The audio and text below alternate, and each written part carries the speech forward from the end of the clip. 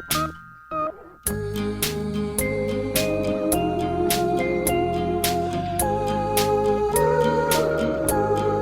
ever been walking through the Navy Exchange and wonder why all the Naval Pride and Heritage gear is horrifically ugly and you wouldn't actually wear it? Have you ever wanted some really cool gear and you just don't know where to go? Well, I got you, fam. Go to dgutspodcast.com immediately. Get yourself some Naval Pride and Heritage gear you'll actually wear in public. We're working on new designs all the time, open to ideas. We're trying to create a brand that lets you display that pride, but doesn't make you cringe. Also, if you're willing to and you're able to, please go to patreon.com/dgutspodcast, pick one of the 5 tiers, and become a patron today. What's up, everybody? Let's spin some yarn. We're back with another memo that came out like the day I released this one, like the results day. So like as soon as the first one dropped, then this new memo dropped. I mean, like, look, okay. So like he modeled it after, his like priorities, the character competence, whatever I don't remember what they are, connections.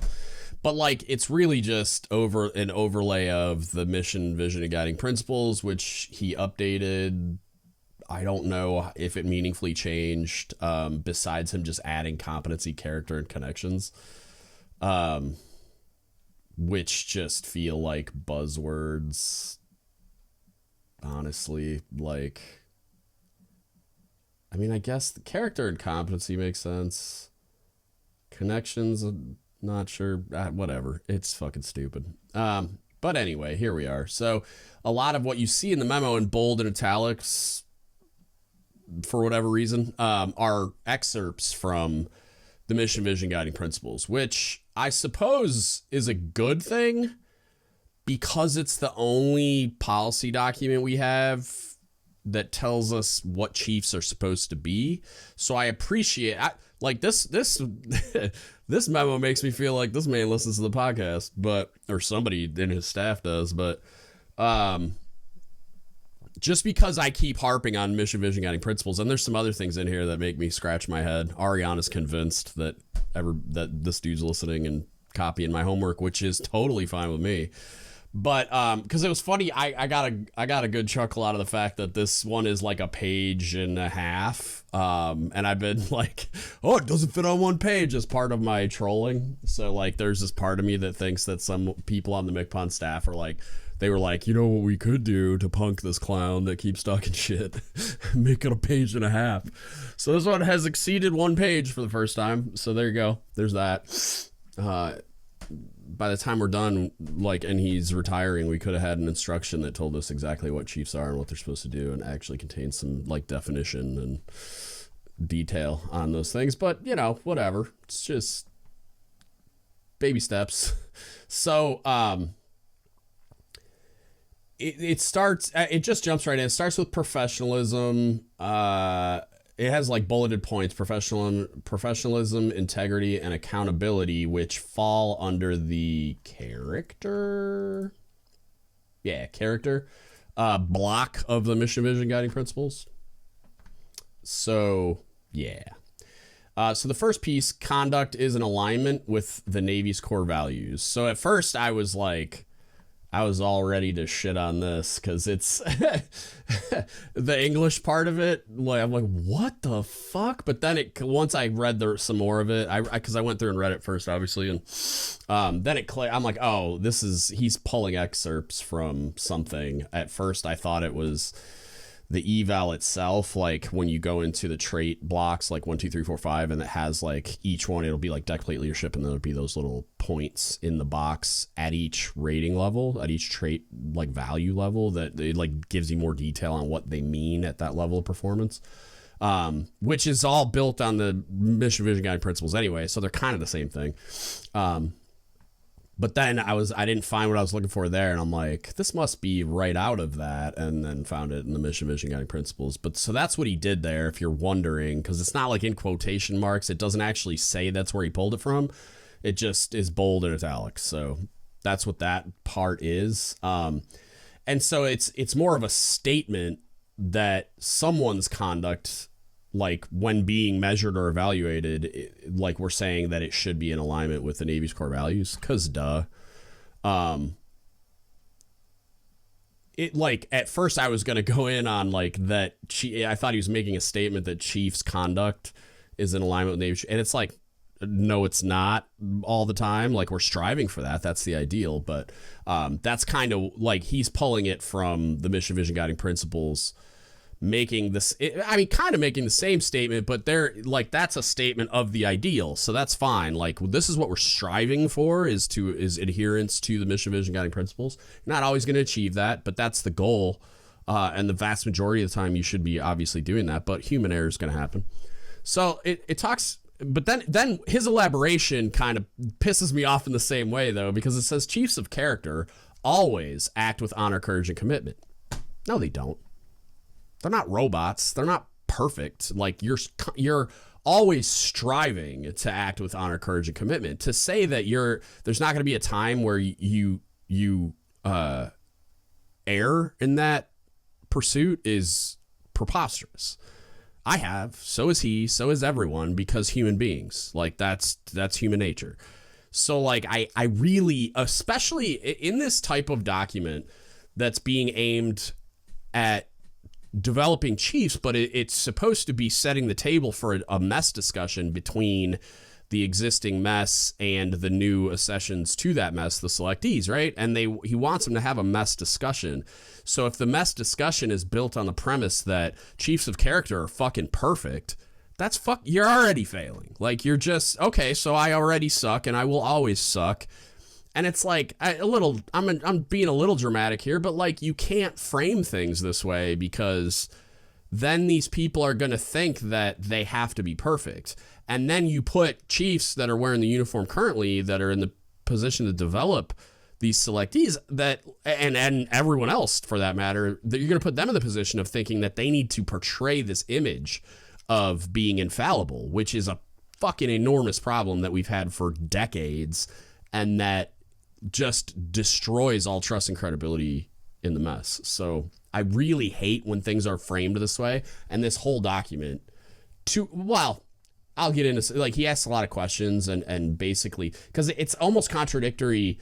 I mean, it is contradictory in when he makes a statement that basically says you should be perfect, but then says, like, well, what if you're not? And it's like, I suppose it's just poor writing, but also he seems to do this a lot, where he makes these statements without considering how anyone's going to interpret them. And I went in on that a lot on last year's videos reviewing the memos. Is like, you're putting out these ideals as if they're the bar by which we measure the average chief, and that's just not real. In addition to making a statement that says you always act with honor, courage. No, the fuck you don't. You're always striving to act with honor, courage, and commitment. And anybody that says that they always 100% of the time perfectly adhere to the Navy's core values is completely full of shit.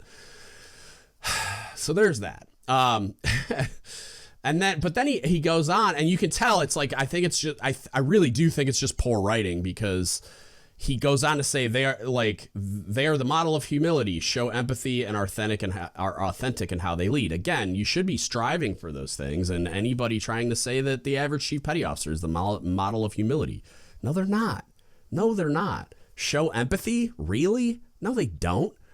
And are authentic in how they lead? No, they don't. A lot of them, in lieu of never having been trained or qualified for the position they were thrust into when they were selected to chief, are faking it till they make it. So that's the polar opposite of authenticity. Like, they don't know how to be their authentic selves in this leadership position, because they don't even know how to do the job properly, because you set them up to fail by not developing them and training them formally throughout their career life cycle. And hopefully that changes. And I really loved later on, he has a line in here where he's asking questions to stoke the discussion. Do you track and schedule enlisted leader development courses for your sailors? Which I was like, he listens to the podcast. It's like, because I go in on it constantly, and I just went in on the last one, but then on the one we did with Toby and the fam, it's like on the Inlick ELD stuff, it's like, I mean, I'm sure he got briefed on this too, so maybe he doesn't. But like I'm sure he's been briefed by Toby probably on like, hey, we're having a fucking problem with Chiefs doing the courses themselves, but not tracking and holding accountable like who's going from their juniors. And as a result, they were at least historically and probably currently underutilized at the like E1 to E6 level. But yeah, I got a kick out of that he specifically called that out because it's a problem, and that's the best tool that any of you have at your disposal for developing junior enlisted, and even senior enlisted with the Chiefs course, and there's a Master Chiefs course I didn't even know about. So like, I mean, you should be using that, and it's an approved formal curriculum. It's all of that was outsourced to someone to develop and certify, and so it's like you don't have to do anything. You just have to sign people up and send them, and that's a hell of a lot easier than you trying to do this ad hoc command develop stuff that we talked about Monday. So him elaborating on the points that are pulled from the mission vision guiding principles, a lot of them are questions. And so following that, the Chiefs foster environments of respect, blah, blah, blah. It says, do your teams... Oh, actually, I didn't read that part yet. So, yeah, so it says the rest of the stuff following conduct is in alignment with the Navy's core values. It's talking about, it asks, are you the model of behavior? Cool. I would argue we need to be more specific about how to model what behavior. Like, what does that look like? What is a chief modeling the behavior we want them to actually look like? And I think that you could make an argument that these memos, if they do anything positive, help clarify that, the answer to that, like help me get closer to the answer to that question. But like, I don't think it does enough, and I don't think there's nearly enough clarity. Like, there should be a pretty objective measure. And again, go back to the mission vision guiding principles, which is what he's building these memos on. So it's kind of like elaboration on the mission vision guiding principles. So like, it's something, and it's more detailed than we had before. So there's that. And then it says our actions are our behaviors, which become our habits and reflect our character. This sentence hurt my fucking feelings. This offended me, like, grammatically, and just every fucking our actions are our behaviors. Thank you, Captain Obvious. Like, that's the most unnecessary combination of 5 words I've ever fucking seen in my life, which become our habits and reflect our character. Like, okay, I mean, you could have just said our actions become our habits and are a reflection of our character, and I would have accepted that, even though I think it's kind of stupid. Our character drives our behavior, like our behaviors and which habits are just a subcategory of that. Actions are just a subcategory of that. I mean, a lot of them are just interchangeable words, and you just pick the one that you like the best, I guess. But I don't know, like it's a weird sentence written really poorly, I guess. Like, you just making the statement of like that your character is going to drive those behaviors. But then, like, okay, like, why, what's the point of that statement, I guess?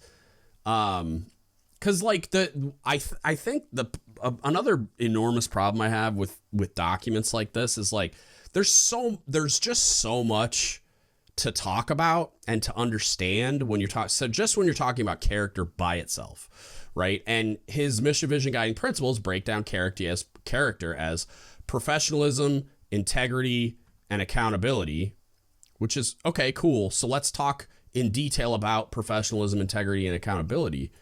But we don't really. I mean, he's got one paragraph labeled professionalism, but he's talking about like some of the bullets from the mission vision guiding principles, and like, I don't know. It like, you're not going to be able to crystallize the concept of professionalism in someone's mind with one paragraph. And I mean, it's like, I don't know, like 12, 14 lines. It's like, that's just, you're not going to teach somebody what professionalism means. And then this doesn't even define professionalism. It just goes into, and not that I want a dictionary definition either. I want the organization's expectations of a chief petty officer in the realm of professionalism so that I know what that looks like, so that I can then answer the question, are you the model of behavior? And then you'd have to separately teach what he talked about in the first, like the self-awareness piece of it, so that you could even ask yourself, even have the awareness to ask yourself the question, am I the model of the behavior that I know is expected of me by this organization, except I kind of don't. I mean, the mission, vision, guiding principles, again, is the starting point, and you should be striving towards those things. But like, then I would need education on those things, on professionalism, integrity, all these other things. And it's like, this one paragraph isn't going to do it. And so I think that it's just how vague it is. Like, it's not up to the task. And it's really frustrating because even in this document, he doesn't really talk about professionalism. He talks about, he gives you these like nothing elaborations on the statements that he pulled from the mission, vision, guiding principles, with conduct is in alignment with the Navy's core values. And then you get like 2 sentences, 3 sentences on that. And then he goes to another bullet from there. And it's like, I would rather he just talk about professionalism conceptually, but that would be its own document just by itself. And even that wouldn't be enough. Yeah, I mean, like that's like a topic. That's like a day. Like that's like an 8 hours of instruction probably, and discussion and everything else. So it's like, I don't know. I think that's a big part of what frustrates me about these letters, memos, whatever you want to call them. So going on to the next bullet that he pulls. So the next bullet point he elaborates on is success is measured by the achievements of your team. I agree with that mostly. Yeah, I mean, I agree with that. I like when I first read it, I thought about it. The achievements of your team for me could mean just like, deployment was successful and we met all the metrics that the admiral wanted us to, or, like, the team achieved like the Battle E or something. All that stuff is stuff that could be forced through a not great culture and incompetent leadership, but you could still like accomplish certain things. And so in my mind, I kind of wanted it to say success is measured by the achievements of your like charges of like the people you're charged with leading. Like more as like individuals, like I want their success to be the measure of my performance, right? So like if my third class makes second class, if I retain people, if they're selected to chief, if whatever, if they get college degrees, if they're doing all the qualifying in the watches, if they're whatever.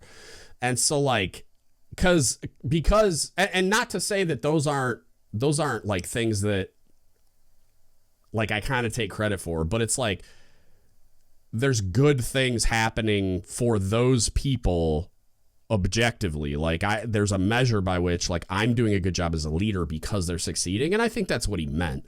I just, again, I'm nitpicking the English here, but like, I agree with it. I think that's a great thing to highlight. And it's, so then he goes on to say chiefs foster environments of respect, coaching, encouragement, continuous learning, and self-motivation. Like, no, they don't. Like, I just, like, this is the ideal piece again. And I wish he would like do a little more to drive that point home of like, this is what we want to be doing. This is what we should be doing, but this is not what we are doing. And then he asks the question, do your teams understand their achievements and how that success is being measured? I liked this because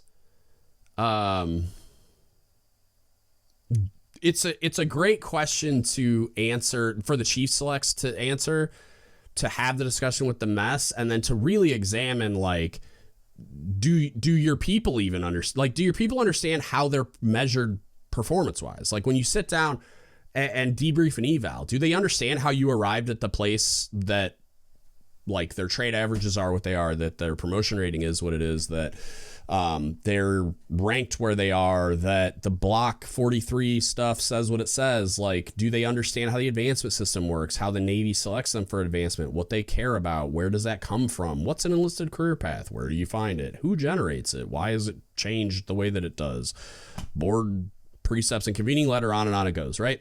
So like, that's a great question. That's a great rabbit hole to go down with chief selects, and with the chief selects then with their divisions. It's like, you should be teaching this stuff super early on. Like, people should know early on in their first enlistment, you should be talking about what they need to do with advance, like to advance, why that's important. Why does the organization care about that stuff? Where can you find that information?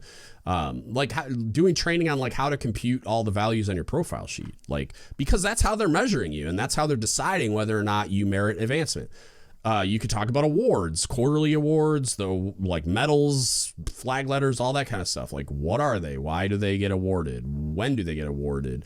Why is that important? Blah, blah, blah. Like, there's a lot of nuance that's specific to this organization, and you got to teach them that stuff. So like, that was one of my favorite questions that he asked that I think will lead to productive mess discussions. So that was cool.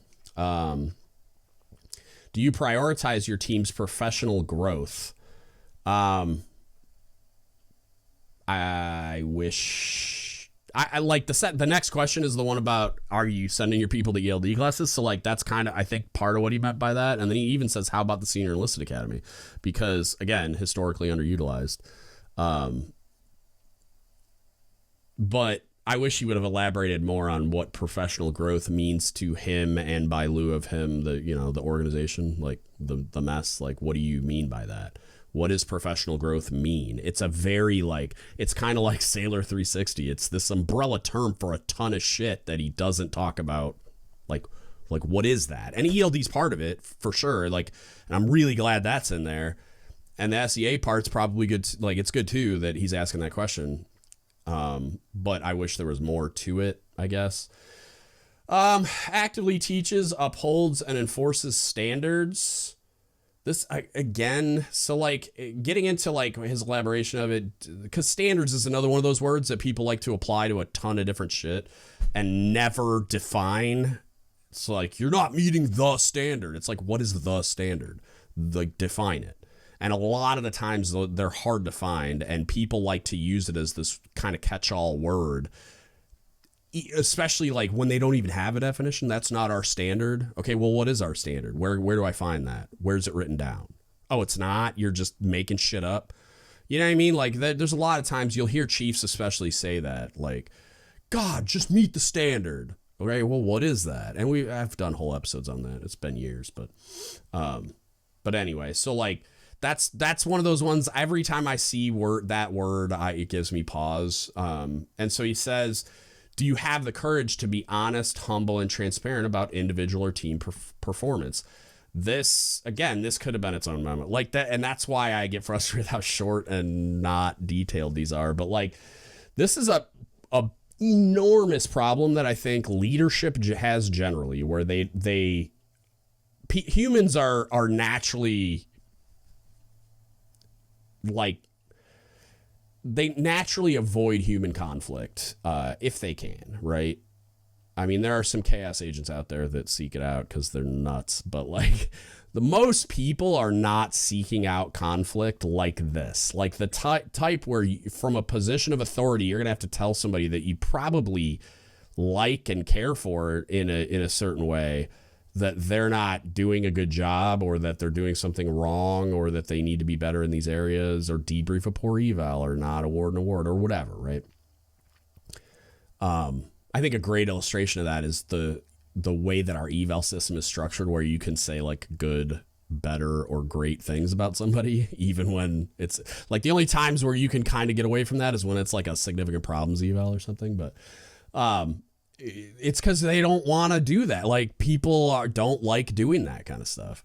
And so having a conversation about, do you have the courage to be honest, humble, and transparent about individual or team for performance? Like, do you have the backbone to sit down with a sailor and tell them when they're underperforming? Do you have the courage to sit down with a board eligible first class and tell them they're not ready to be a chief yet? I've done that, and it's tough, but it's also extremely important. Like, the people I needed to say that to, I said it to, and I'm glad I did, because they turned their performance around and did what they needed to do, and their performance on their eval reflected that the following year. And then they went on to make chief. And I was like, thank God I had the courage to say what needed to be said, because otherwise they wouldn't have changed their behavior, and very likely either would not have made chief, or probably even more likely they would have gotten selected and not been ready. And not, like, because they never corrected those things, they would have had a lot of trouble. And as a result, those sailors would have suffered had we not addressed that issue when we needed to. And it's like, that's a very, very important thing that I think doesn't get talked about enough. So another great question. Are you truly the standard bearer? Again, like the amorphous standards term, it's like, please elaborate. What are these standards? It's not like there's a book that says standards on the front that I can just go flip through. Like, there are some books that have standards in them, but they're all over the place, and there's no one-stop shop. There's not like a standards Google I can go on and like, okay, what does he mean by that? Chiefs understand the careful balance of force and finesse in upholding the standard. We must also recognize when it's time to educate a sailor to a standard, or when it's time for us to evolve a newer standard. I don't love any of this, really, like, just because, again, there's never enough information, and so it's left for the person reading it to just kind of like autofill what that actually means in practice. So, like, are you truly the standard bearer? What does that mean? Chiefs understand the careful balance of force and finesse in upholding the standard. Okay, what does that mean? Like, okay, accountability or finesse meaning what exactly? Like, I think I know what that means. I know what I think it means. And then we must also recognize when it's time to educate a sailor to a standard, or when it is time for us to evolve a newer standard. If you're doing anything in the realm of trying to, like, enforce or uphold a standard, like, when is it time to educate a sailor to a standard? As soon as you create that fucking standard. They should already know. And that's a big problem. And again, the reason why I hate when people use it as a blanket term, or just like some vague thing that doesn't really mean anything. It's like, you can't enforce a standard that no one knows about. And people do it all the time. It's like, it's kind of like the conversation yesterday. I was talking about, like, okay, be self-aware. Well, fuck, how? Like, and then, well, I told you to be self-aware. Why aren't you being fucking self-aware? And it's like, well, but I don't know how. I don't know, like, or self-audit and self-correct. It's like, if they think they're self-aware and they're not, where do you go from there? And it's like, so that education and that, like, conversation needs to happen. It's like, if they don't know how to do it, how do you hold them accountable to it? And so that's like very backward logic to me. Like, we must also recognize when it's time to educate a sailor to a standard. It's like, yeah, could they have missed the memo? Sure. And I think that's probably what he meant by that. But, like, that's like the first step in creating. You create a standard, and then you educate immediately, communicate that to everybody, and make it really easy for them to know and find out, and kind of almost get to a point where there's not really an excuse to not know. And so this should be pretty rare. And when it's time for us to evolve a newer standard, I like that. I mean, like, being able to question whether or not this is what we should be doing, instead of just saying this is how we've always done it. I like that too. Again, just wish there was more. Moving on to integrity, it's like, I mean, abides by an uncompromising code of integrity. Like, I would hope that they do, right? And this is one of the, like, uncompromising is a good word for it. It's like, we should be teaching it as though, like, you should be uncompromising with your pursuit of adherence to, like, a high level of integrity. But, like, again, it's like, there's going to be, a lot of this is very, like, vague, and just like chiefs display loyalty to the mission and their seniors, peers, and those they lead. I did a whole episode on loyalty, so I won't go into that. What do you do what do you do when there's an ethical dilemma or a contradiction between your priorities? This was another one where the whole episode I just did where I was like, that sounds familiar. Like maybe he's listening. That's a great question, but that's like its own whole 8-hour lesson day, or if not more. But I guess it's a great thing to be discussing. But like abides by an uncompromising code of integrity, and then we don't really talk about integrity that much. He's asking discussion questions, which is great. Chiefs must be authentic, and their actions have to be consistent with team values and priorities. Do you also need to act with transparency? And the more I read, the more pissed off I get, because it's like, these aren't bad questions. They're objectively much, much better questions than you find in Teaching of the Creed, which begs the question, why the fuck is Teaching to the Creed not teaching to the mission, vision, and guiding principles and populated with topics that are like integrity, accountability, like all the shit he's talking about in these memos. And then these are the questions that are stoking the discussion, the facilitated discussion during Teaching the Creed. Because if you go through those lesson plans, they're fucking terrible. Oh my God, they're bad. Like if you can go back to the Teaching the Creed episodes I did like 4 years ago, and it's like, I have such a hard time going through them as I was recording them without just destroying them, just making fun of how bad they are. And so like, but these are good questions, and that's the environment for these questions, is when there's other people in the room that can. And I mean, I guess like the goal is similar, but there's not a whole lesson plan built around it, and you're not going to get an 8-hour day. Like these conversations are going to be an hour if you're lucky during a training. Cause like there's so much shit for all these operational units to do that reporting completion of having these discussions is going to become a check in the box in a lot of places. And so it's like, but they do the 5-day, 8-hour days of Teaching the Creed because we've mandated it, sort of, not really. See previous episode. Like, but they get the time and it's formalized and there's curriculum. So it's like, it would be really fucking cool if they would reinstall that as teaching to the mission, vision, guiding principles, and questions like these being in the IGs. Cause like, these are fucking good questions, but there's not a lesson built around these questions. There's just this 1.5-page memo that doesn't really tell you what any of this shit means. The mission, vision, guiding principles has some more information, but like when you go to integrity, it's like, it's 2 sentences and it talks about exactly what he just said. Chiefs abide by an uncompromising code of integrity, take full responsibility for their actions, and keep their word. So it's like, nothing's defined. Like, what does integrity mean? That you abide by an uncompromised code of integrity? Like, that's circular law. Like, okay, what the fuck does it mean? How do you define it? Okay, doing the right thing when no one's around. Okay, thanks. Like, okay, tell me more. Like, say more about that in practice. Do scenarios like of behaving with integrity and high character and all those things. I apologize for my dog. He's on one today. He's a grumpy old man. There he goes again. It's just going to be what it is. Otherwise I'm going to have to scream at him, and I don't want to do that right now. So it's really frustrating. And I really I think that the really painfully obvious solution is just unfucking Teaching to the Creed and making it this, like, and not the fucking memo, to be fair, what I just described. Because these are not like this. They're good questions. They're just not in the right place for my money. But here we are. Somebody must be at my door or something. I don't know what's going on. Chiefs. Moose, shut up! Sorry. My dog is flipping out about something that's going on outside. Moose. We'll get there, kids, I promise. All right, so I'll probably edit this out.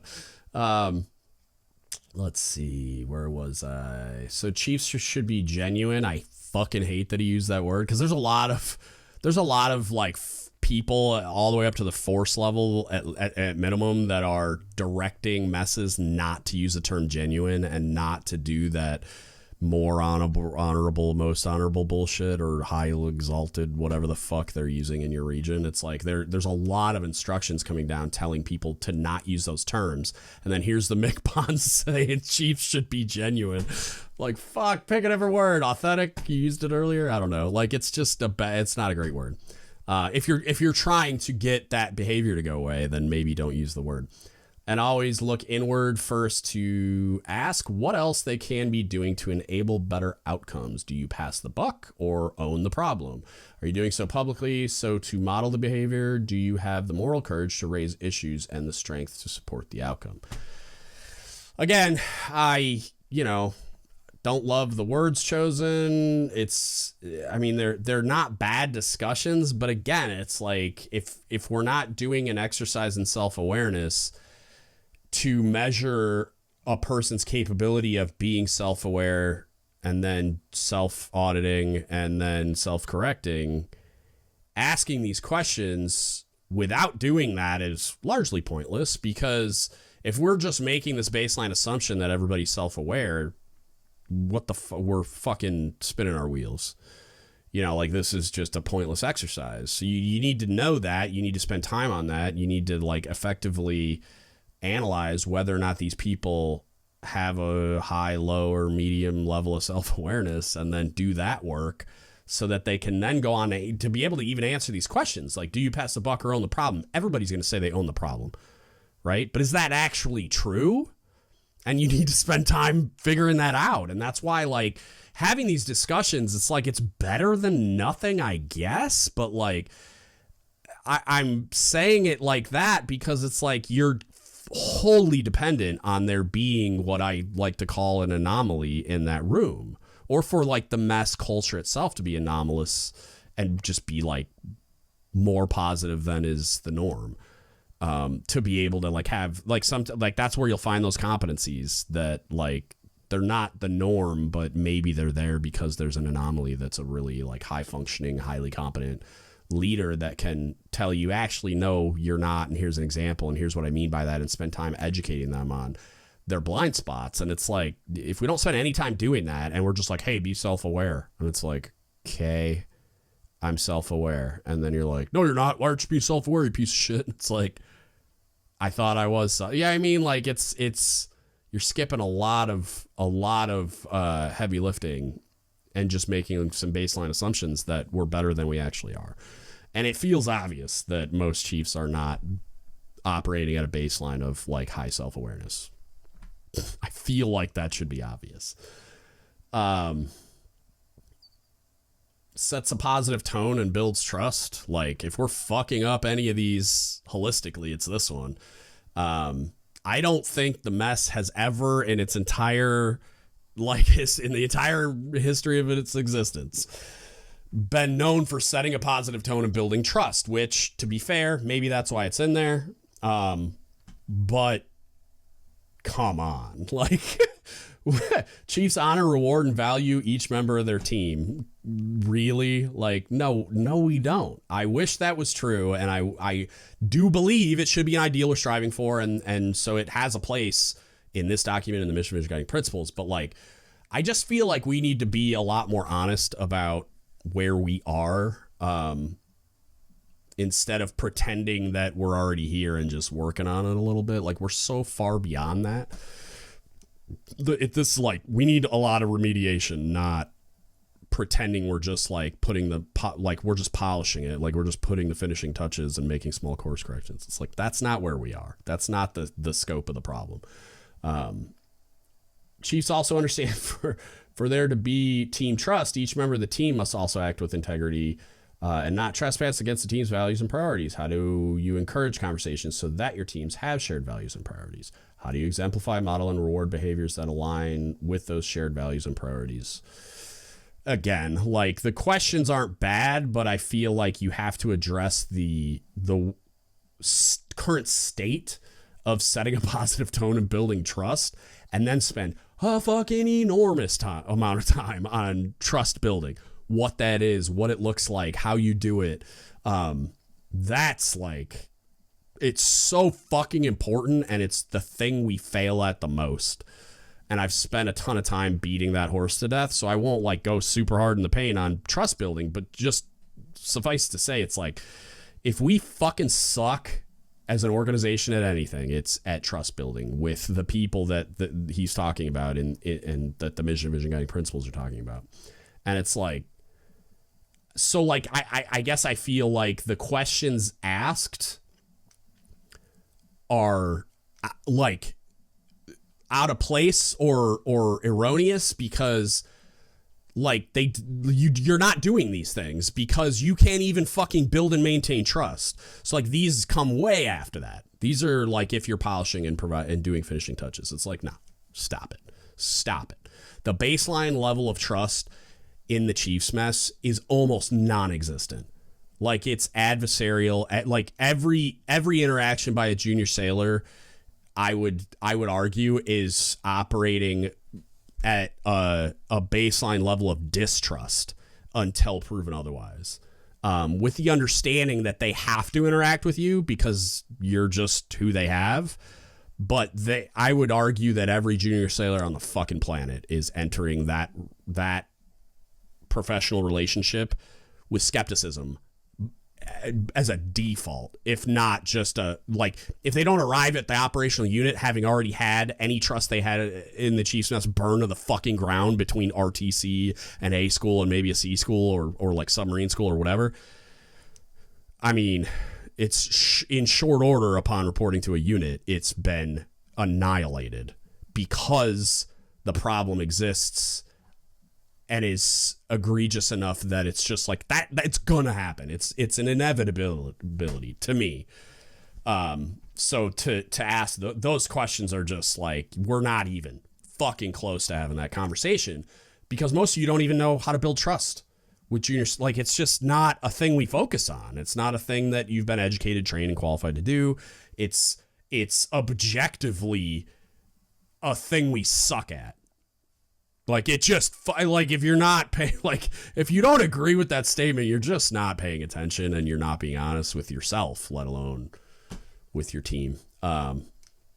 So yeah, I don't think those are like unimportant questions to ask, but I don't think that they're the right questions to ask right now, given the state we're in when it comes to building trust, let alone setting a positive tone. Wrapping up with accountability, the first bullet, mission focus, and accountable for outcomes. Some of this is just framed through my anecdotal experience in submarines. So I think we're mission focused, and I think we're largely accountable for outcomes. It's a pretty vague term, but if you're applying it to Chiefs and the Chiefs mess, probably less accountable for outcomes in the eyes of junior sailors, but more accountable for outcomes when it comes to like interactions with COs, squadron counterparts, shit like that, inspection results, evals. But like mission focused, I feel like, and again, I think this is framed through my context as a submariner, I think we're crushing it on being mission focused when you're talking about like the strategic and tactical goals.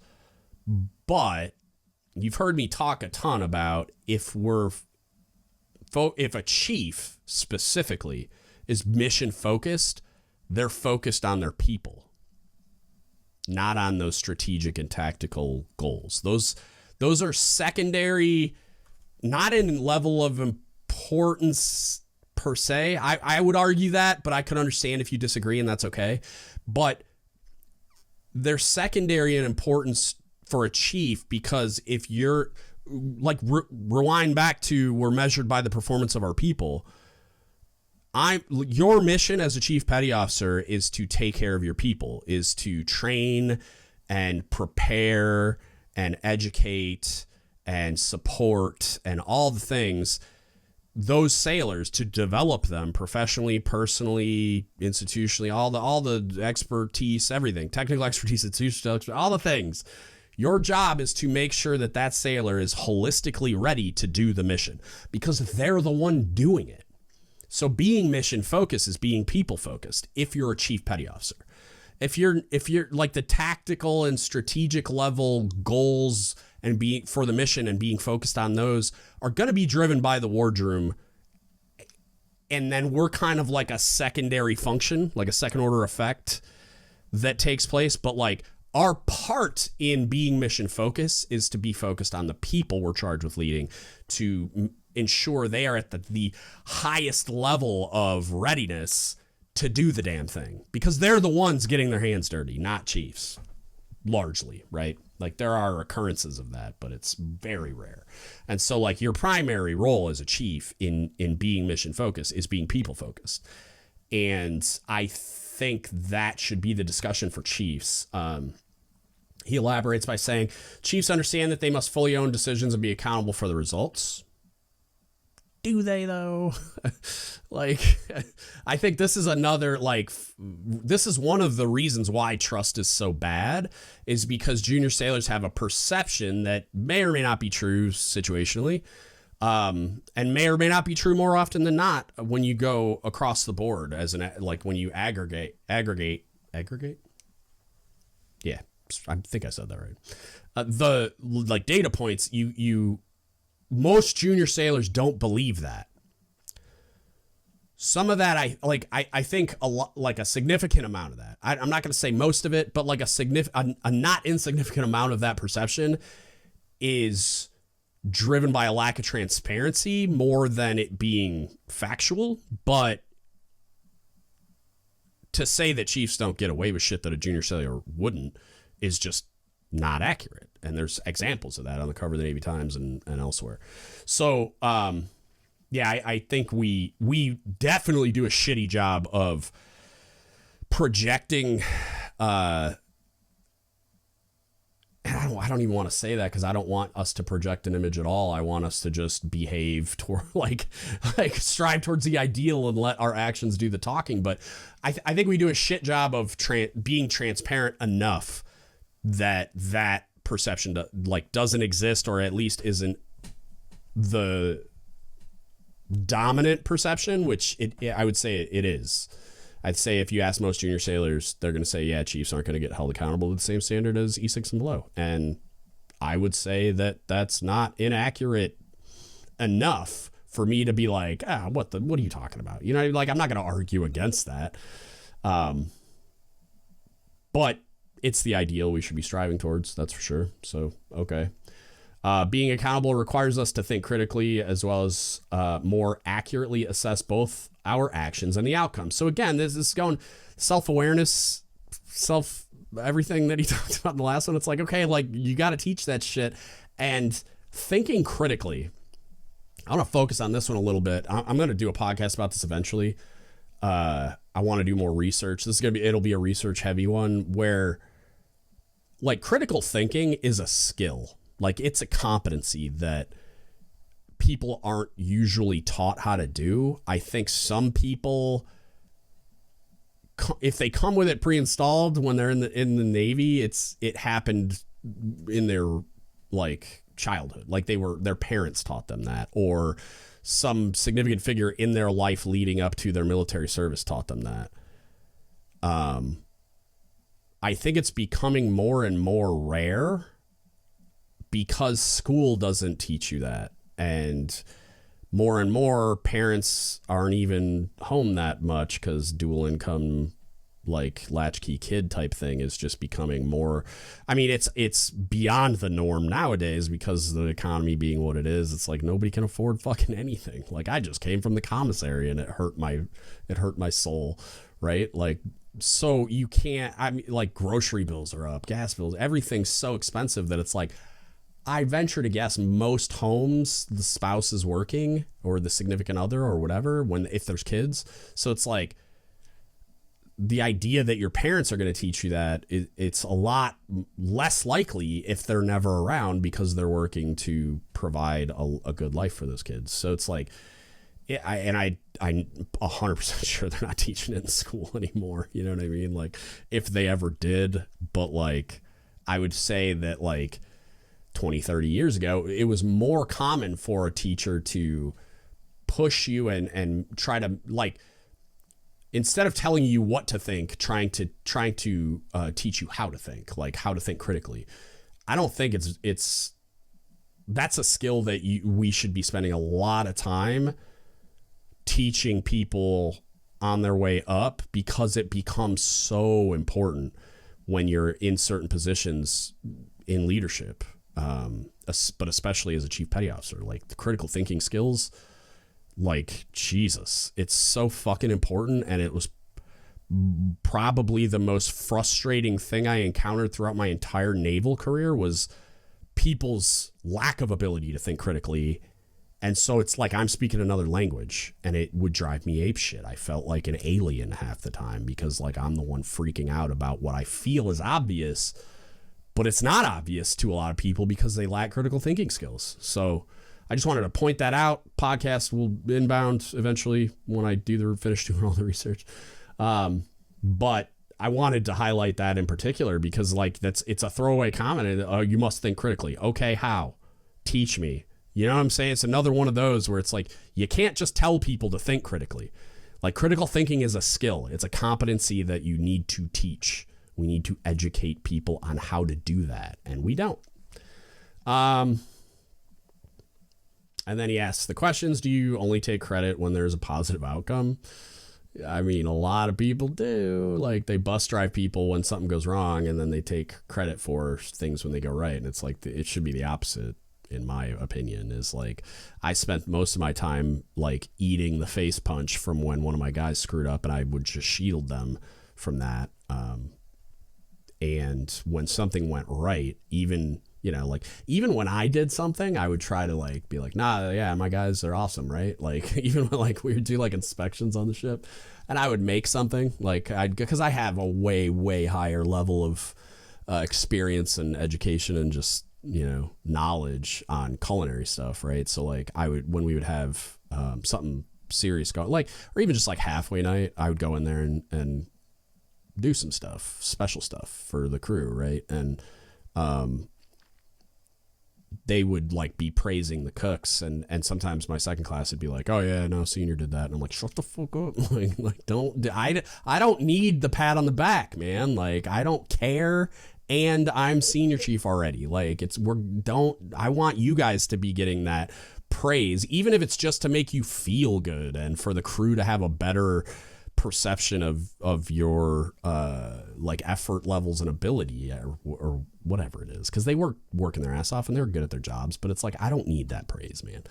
But anyway, so, like, the last direct, like, excerpt from Mission Vision Guiding Principles is actively self-assess and has a strong commitment to self-correction. So again, I mean, I feel like we went down that rabbit hole on Monday, but again, like, self-assess and self-correct. Okay.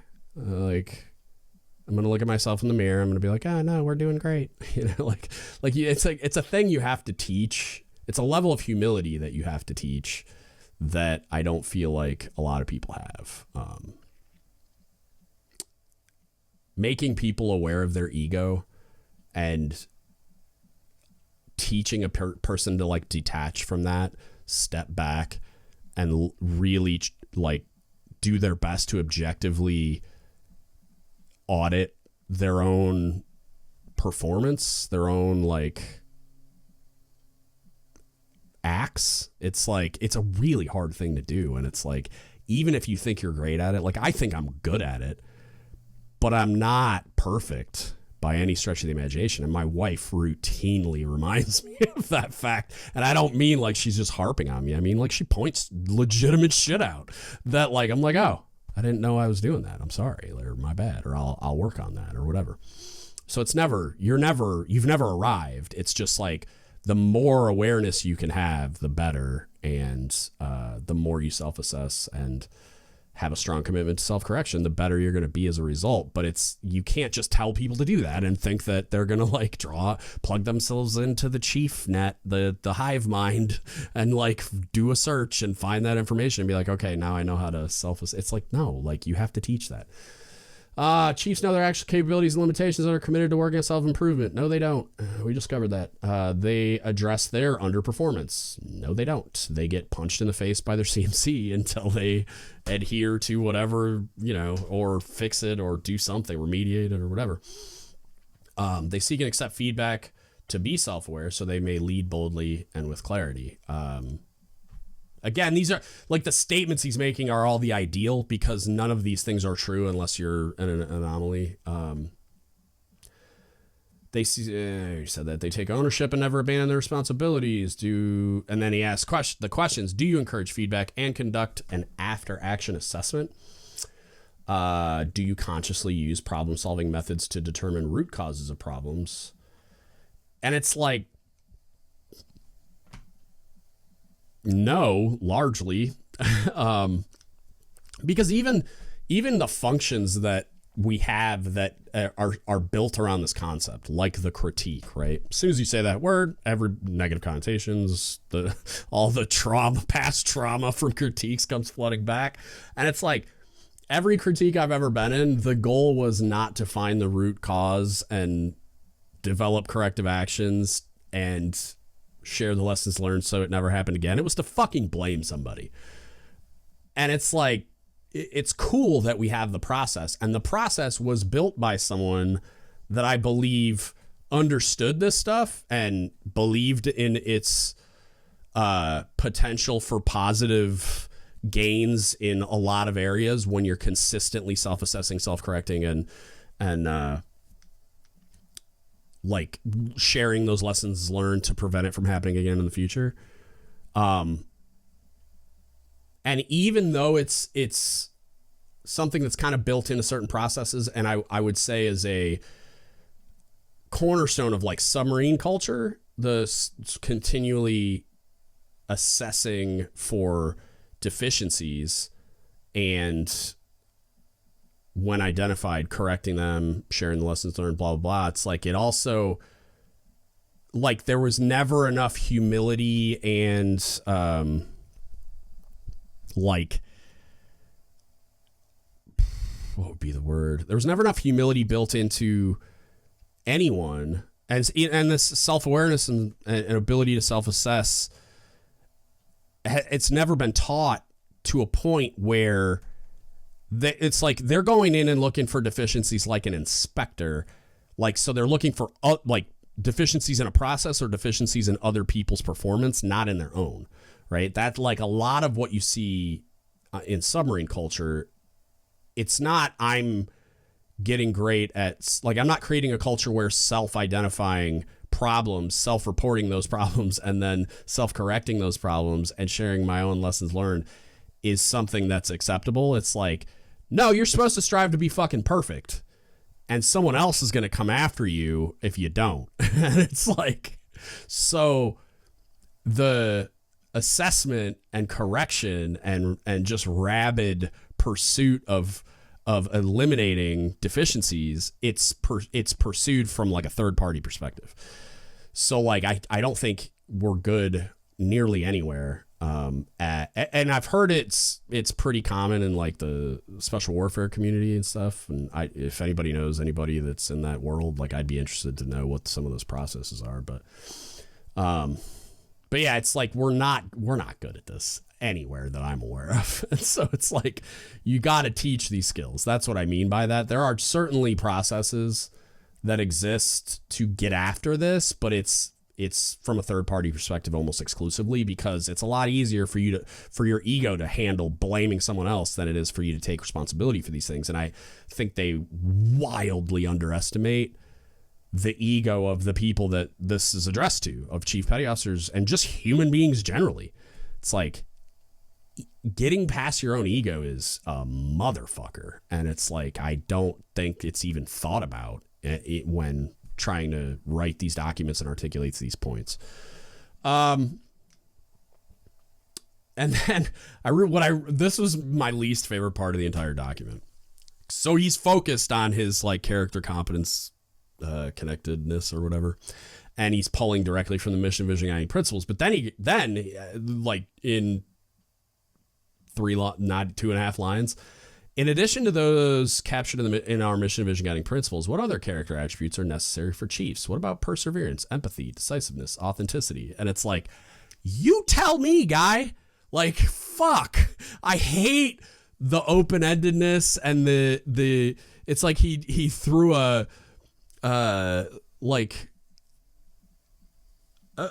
grenade into this to just completely obscure the focus on the things that we need to be focused on. And I'm not saying it's like not a fair conversation, but like he should be having that conversation with the MCPON leadership mess, not putting it in this fucking memo, because like we can barely meet. Yeah. Like we're barely focused on the mission, vision, guiding principles as it is.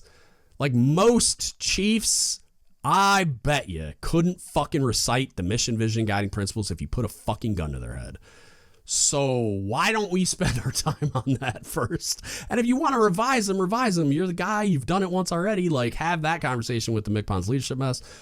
Don't fucking create more ambiguity in like your fucking ambiguous ass memo process as it is. Like it's just, I don't need more questions than I already have. So maybe focus on answering those instead of interjecting more questions that are outside the lifelines of the mission, vision, guiding principles. That I just wanted to fucking, oh God, it hurt my heart to see that. In addition, like, what's some more shit that you can confuse yourself with and that we're not going to teach you about?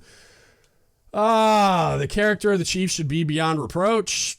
No, it shouldn't. You should be able to have frank conversations about how you fucked up, and you should be able to be completely transparent about those things.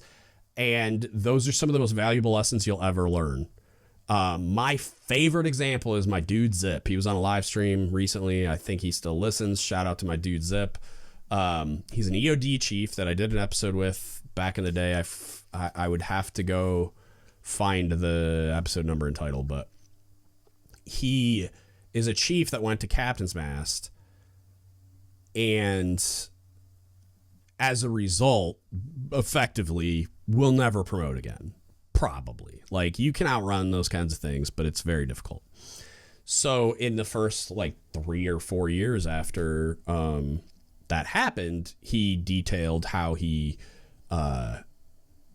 felt incredibly unburdened by all the shit that you're supposed to do to like promote or qualify things, and just like all the professional development stuff that is geared towards advancement, even though, you know, like it also like should be making you a better chief and all those other things. But he just felt very unburdened by having to do the things that were superfluous, and he could just focus on being a good chief. But he also candidly talked about it on a podcast that went to thousands of people. And it's like, that kind of stuff is going to like leave the lasting impression on people the way that like being beyond reproach, as if that's a real thing anyway. Like it just like trying to paint the picture of being beyond reproach. It's like, that's just not a real thing. Like you should be striving towards like your behavior adding to the strength overall of the mess's like default level of trust as a result of our culture as a whole, right? Like if our culture is such that it's known that we're transparent, we're trustworthy, we're trying to do the right thing at all times. Like, you know what I mean? Like that we're a human organization, we're going to fuck up. But more often than not, we're these things. Like we're striving towards the ideal at all times. That's the goal. Like the character of a chief should be beyond reproach. I like that the word should's in there, to be fair, but like, I don't even like that we're saying it should be beyond reproach, because it never will be. And I'm okay with people reproaching it. I don't know if that's how you say it. Like, I'm okay with people questioning the credibility of the Chiefs mess and chiefs individually. You should be able to stand up to that criticism. Like, you should be able to have that conversation.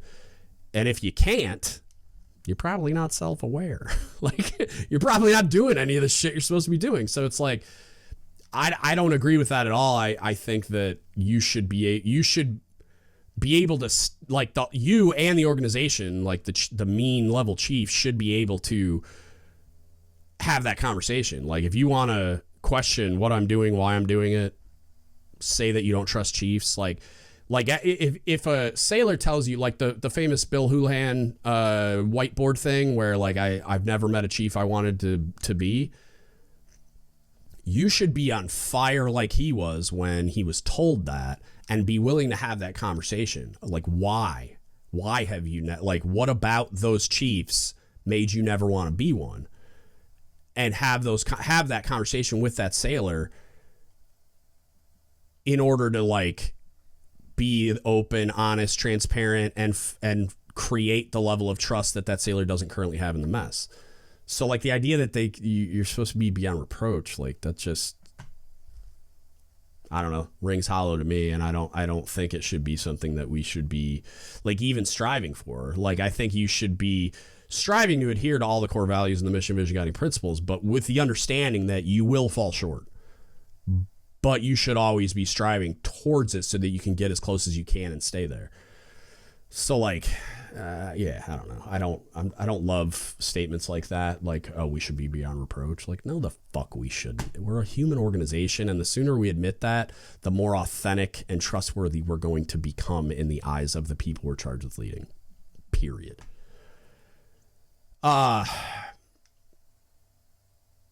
Yeah, I'm not even gonna, whatever. The rest of it's fucking, I'm like, because even, hey, all right, I'll read the last line. We must hold ourselves and each other accountable to ensure our collective character is maintained in good standing. I agree with the in good standing, and continues to enable the instant trust that comes with our anchors. What are you smoking, dude? The instant trust that comes with anchors? Did you forget the dis part that goes at the beginning of that? Because, like, I don't know a group of junior sailors that would tell you they instantly trust somebody because they have anchors on. It's the opposite. It just fucking is, man. Like you don't trust a chief by default. That chief is starting at a deficit. Fucking fight me. I don't believe for a second that there's a universe that exists where a junior sailor will be like, oh, I trust them just because they're a chief. It's like saying that, like, teenagers today trust police officers when they see them. It's like, no, the fuck they don't. No, they don't. Like, I just, with the internet and social media being real, I just don't see how you can believe that anymore, because it's not real, and it damn sure isn't true. Like, no, fuck no. You're starting from a deficit. You are starting off from a fucking handicap when it comes to trust with junior sailors. As soon as you put khakis on, there's less trust by default. If you, like, when you show up at a new command, like if you're a first class, you're lighting the world on fire. Everybody trusts you. You're a very hyper competent leader, doing everything right. Like, you're the guy or gal everybody's telling you is ready to be a chief right now, right? So you make chief, you get sent to a new command, right? So now you're checking in at your brand new command, and no one knows you. You are starting off at a deficit compared to if you had gotten sent to a new command as a first class. Again, same background, same person, right? If you had not made chief and got sent to a new command, people would have more default trust in that first class than they would in that same person wearing anchors, with everything being equal, with them not knowing you, with you being that same person that's hyper competent, that everyone trusted at your last command, that is very, very ready to lead people at this level. You're starting off with less trust. I promise. Like, you just are. You're going to be working your way back from a deficit. You're going to be working on becoming an anomaly, not like having any default level of trust. That shit is a fucking fantasy. And the fact that that's in there, yeah, like, yikes. But we should be striving towards being an organization where that's true, where there's like a default level of trust because you're a chief, and then you earn the rest. Like, we're never going to be in a place that we're just trusted, like, like almost like blindly trusted, like unconditionally, just, oh, you're a chief, okay, like I trust you because you're a chief, period, like full stop. Like that's never going to be real. But there could be a default level of trust inherent with being a part of the organization, and then you just have to earn the rest by continuing to uphold the norms and values and all the, you know, the culture of that organization, being the chief's mess. And it's like, we're so fucking far from that line is comically bad. Like, it's just not fucking true. And if you believe that, you're delusional. I mean, just got like put on street clothes and like maybe like on a Sunday, go to the Necks and just ask random junior people, or go to the barracks, like with a little stubble, maybe try to make yourself look like you're not a chief. like the Steve Buscemi meme, like, what's up, fellow children? Like trying to blend in, but like, and ask questions of people like those juniors say, like, do you trust a chief? Like, if you don't know them and a chief walks up to you, is your default mode like, oh, I trust them even a little bit, like without fucking knowing who they are, just because they're a chief, and see what happens.